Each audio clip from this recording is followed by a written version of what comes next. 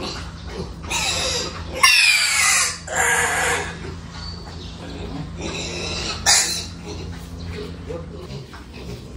ml lang po tayo sa ating gelt na to.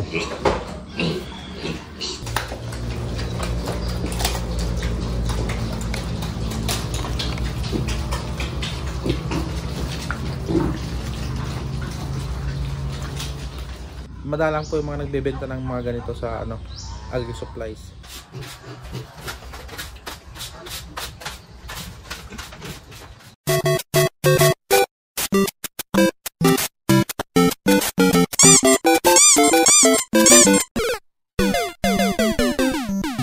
What's up guys? For today's video, bali magtuturok nga pala tayo ng ating vitamins sa ating mga alagang mga biik na 5. Yan, pati sa ating inahin, turokan na din po natin sila.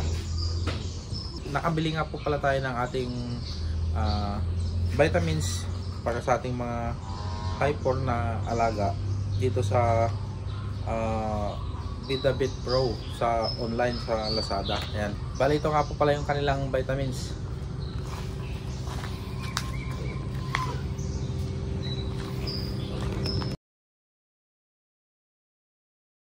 Ito nga po pala yung matagal na namin ginagamit na vitamins para sa ating mga alagang mga biik, lalo pag mga hyper, no?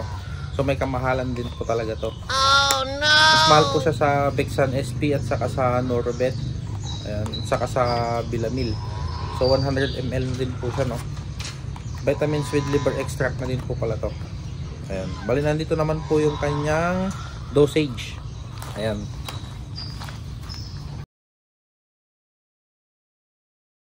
Nakabili nga din po pala tayo ng mga needles, no, sa VitaBit Pro din. Ito ay hindi po sponsored, so baka naman. Ito po ay assorted size po. Ayan, bali gauge po nila is may 1.2, may 0.9, 1.6 kahaba. Mga panginahin na yung iba dyan. Ito po matagal na po namin ginagamit to. Pagka wala kasi ganong nabibili dito sa merkado, lalo dito sa labas. Binibili ko na lang po to through online. Ayan. Pagka dito naman po tayo sa mga agri supplies, common na po dyan yung mga Bexan SP at saka mga Norobet, Bilamil. Ayan. Madalang po yung mga nagbebenta ng mga ganito sa agri supplies. Pinakauna po namin ginagamit nung nag-umpisa din kami way back 2017, yan, 16. Unang nagpigil po kami is ganito na po yung ginagamit namin. Ito po yung tinuro nung pinsan ko. Shout out Kuya Butch Rojas. Ayan, siya po yung nagturo sa akin na ito yung magandang klase ng vitamins na ating pang mga biik, baboy. Ayan, so solution for injection, IM naman po siya, no? Intramuscular. Hindi lang para sa baboy, pwede din po sa baka, kambing, kabayo, mga aso, manok. Ayan, pwede po siya. Nice. Check nyo na lang po yung kanyang dosage kung gaano karami. Ito na nga po pala yung mga alaga natin, mga puti, hyper natin. So bago tayo mag-inject, maglinis po muna tayo ng kanilang kulungan.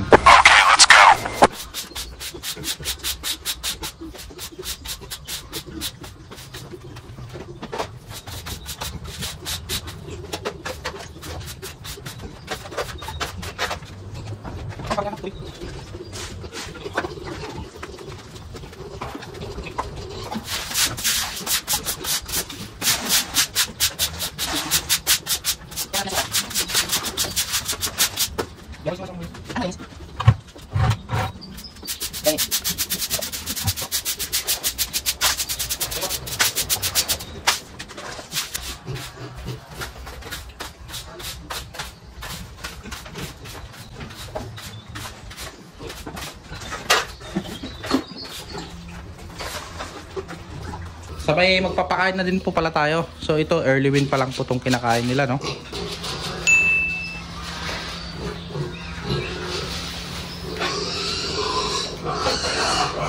Yan. Mamaya tayo magkakarga ng kanilang inumin na tubig. Itong mga 4 na native, tapos na po tayo yan nag-inject.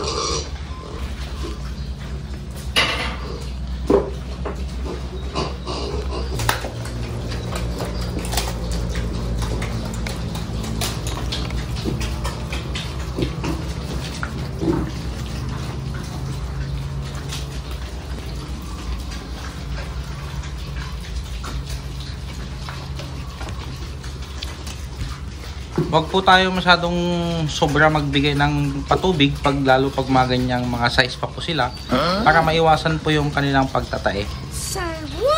Kung sakali naman po pala na nagtatae at basa yung kanilang mga tae, pwede po tayo magbigay ng Apralyte para ihalo nyo lang po to sa kanilang inuming tubig o sa kanilang pagkain.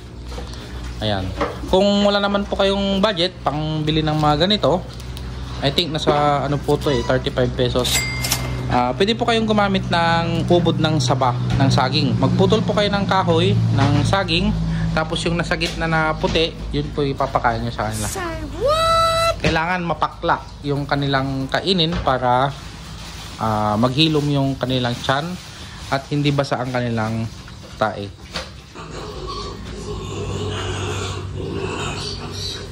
.5 po muna tayo. Oh no! 0.5 ml. Sinukunahin natin.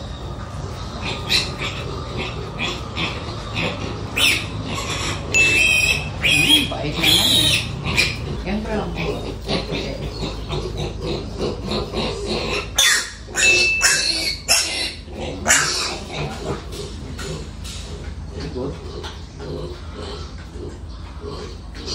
Pwede po tayo magtulok dito sa likod ng tenga. Pwede din naman po sa bandang kwitan. Yung maliit niyo.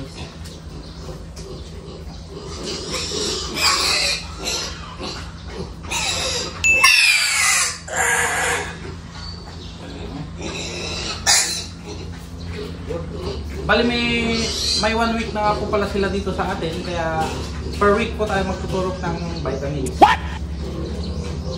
Pinakamalaki. Kung dalawa lang, no?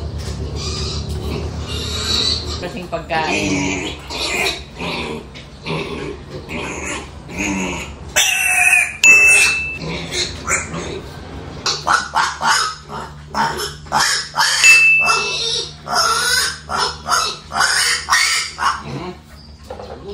Gagamit tayo dito sa ating gilts na ito, gauge 18 na ano siguro to 1.2. 5 ml lang po tayo sa ating gilt na to. Oh no!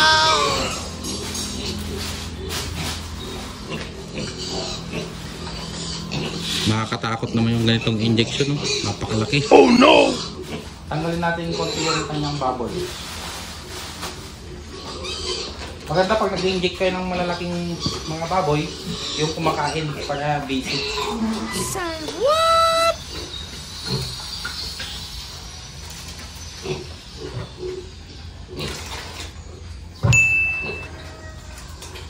Pakabait. That's it for today's video. Keep on subscribing for more videos.